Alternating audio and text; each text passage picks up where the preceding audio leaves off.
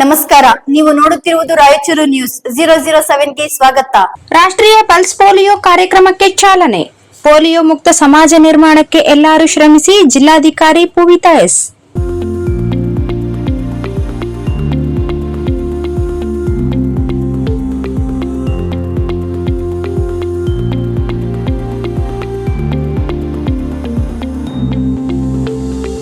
ಮಗುವಿನ ಪೋಲಿಯೋ ಹನಿ ಹಾಕುವ ಮೂಲಕ ನಗರದಲ್ಲಿ ಭಾನುವಾರ ರಾಷ್ಟ್ರೀಯ ಪಲ್ಸ್ ಪೋಲಿಯೋ ಲಸಿಕಾ ಕಾರ್ಯಕ್ರಮಕ್ಕೆ ಜಿಲ್ಲಾಧಿಕಾರಿ ಪೂವಿತಾ ಎಸ್ ಅವರು ಚಾಲನೆ ನೀಡಿದರು. ಜೂನ್ 28ರ ಭಾನುವಾರದಂದು ನಗರದ ಕೆಇಬಿ ಸರ್ಕಾರಿ ಹಿರಿಯ ಪ್ರಾಥಮಿಕ ಶಾಲೆಯಲ್ಲಿ ಜಿಲ್ಲಾಡಳಿತ, ಜಿಲ್ಲಾ ಪಂಚಾಯತ್, ರಾಯಚೂರು ಮಹಾನಗರ ಪಾಲಿಕೆ, ಜಿಲ್ಲಾ ಆರೋಗ್ಯ ಮತ್ತು ಕುಟುಂಬ ಕಲ್ಯಾಣ ಇಲಾಖೆ, ಶಿಕ್ಷಣ ಇಲಾಖೆ, ಮಹಿಳಾ ಮತ್ತು ಮಕ್ಕಳ ಅಭಿವೃದ್ಧಿ ಇಲಾಖೆ, ರಿಮ್ಸ್, ರೋಟರಿ, ರೆಡ್ ಕ್ರಾಸ್, ಮಾನವ ಹಕ್ಕು ಸಂಘಟನೆಯ ಆಶ್ರಯದಲ್ಲಿ ಆಯೋಜಿಸಿದ್ದ ರಾಷ್ಟ್ರೀಯ ಪಲ್ಸ್ ಪೋಲಿಯೋ ಕಾರ್ಯಕ್ರಮದಲ್ಲಿ ಮಾತನಾಡಿದರು. ಜಿಲ್ಲೆಯಲ್ಲಿ ಪಲ್ಸ್ ಪೋಲಿಯೋ ಲಸಿಕಾ ಕಾರ್ಯಕ್ರಮವನ್ನು ಹಮ್ಮಿಕೊಳ್ಳಲಾಗಿದ್ದು, ಆಗ ತಾನೇ ಹುಟ್ಟಿದ ಮಗುವಿನಿಂದ 5 ವರ್ಷದೊಳಗಿನ ಎಲ್ಲಾ ಮಕ್ಕಳಿಗೂ ಪೋಲಿಯೋ ಹನಿಯನ್ನು ತಪ್ಪದೆ ಹಾಕಿಸಬೇಕು. ಆರೋಗ್ಯ ಕಾರ್ಯಕರ್ತರು, ಪೋಷಕರು ಯಾವ ಮಗುವು ಹನಿಯಿಂದ ವಂಚಿತವಾಗದಂತೆ ನೋಡಿಕೊಳ್ಳಬೇಕು.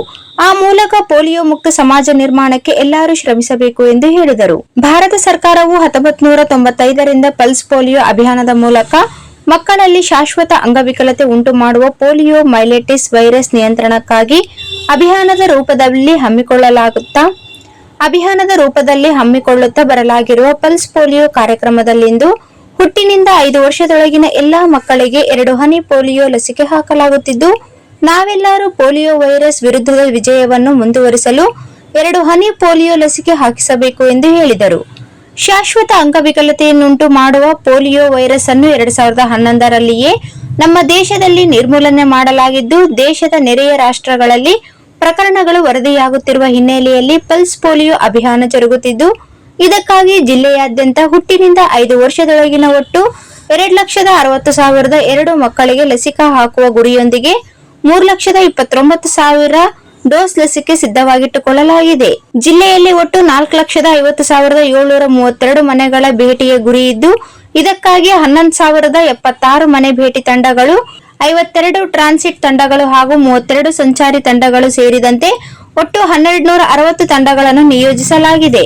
ಇದಕ್ಕಾಗಿ ಒಟ್ಟು 2,530 ಲಸಿಕಾ ಕಾರ್ಯಕರ್ತರು, 248 ಮೇಲ್ವಿಚಾರಕರು ಮತ್ತು 5 ತಾಲೂಕುಗಳಲ್ಲಿ ಉಸ್ತುವಾರಿ ಅಧಿಕಾರಿಗಳು ಕಾರ್ಯನಿರ್ವಹಿಸಲಿದ್ದಾರೆ.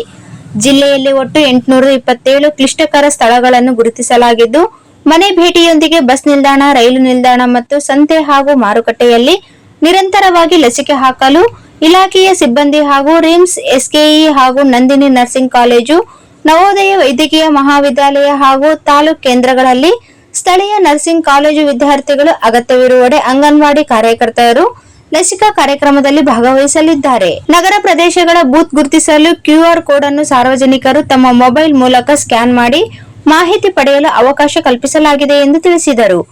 ಜಿಲ್ಲಾ ಆರೋಗ್ಯ ಮತ್ತು ಕುಟುಂಬ ಕಲ್ಯಾಣ ಅಧಿಕಾರಿ ಡಾ ಸುರೇಂದ್ರ ಬಾಬು ಅವರು ಪ್ರಾಸ್ತಾವಿಕವಾಗಿ ಮಾತನಾಡಿದರು.